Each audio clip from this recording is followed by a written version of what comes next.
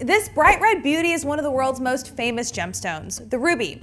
You can find rubies in the United States, Thailand, Vietnam, and India, but one of the most prominent locations on the globe for rubies is found in the country of Burma, also known as Myanmar.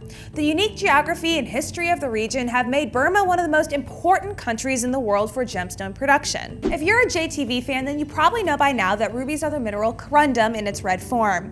All other colors of corundum, including blue, are known as sapphires. Now, for a little plate tectonics. Around 55 million years ago, the Indian plate, bringing a large chunk of land we now call India along with it, smashed right into the Eurasian plate, creating the Himalayan mountains. The mountains are so big and jagged because that collision is relatively young geologically. A few more million years will erode these bad boys down a little bit. But that collision didn't just move mountains, it also created ruby and sapphire deposits that seam throughout the region, including sites in Pakistan, Afghanistan, Nepal, and of course, Burma. Even within Burma, there's one area famed for rubies. The Valley of Mogok is one of the most famous headquarters in the world.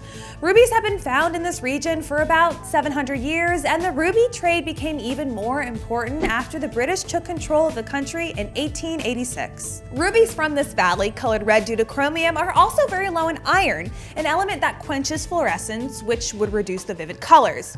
Rubies' innate fluorescence contributes to their gorgeous colors, even in daylight. Some of the most valued rubies are called, rather menacingly, pigeon's blood. Sorry guys. George Frederick Kunz, the gem kunzite is named after him, stated in the early 1900s that there was an ancient belief that an actual flame burned within the stone. These rubies fluoresce an incredible red when a light is shined on them.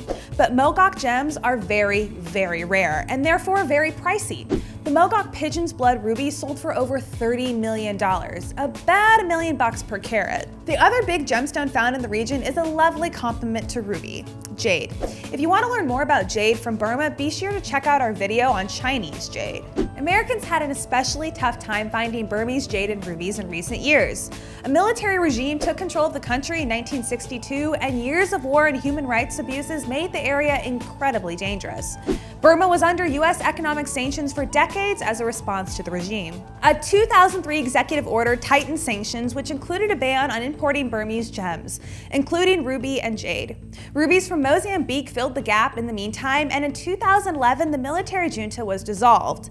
The country's human rights record improved, and on October 7, 2016, ruby and jadeite gems and jewelry originating from Burma were allowed into the United States once again. Do you think red rubies look like pigeon's blood? Let us know your favorite super weird gemstone names in the comments. And while you're there, don't forget to like and subscribe. For more information on the topics we discussed today, like rubies and jade, check out the links below. Thanks for watching.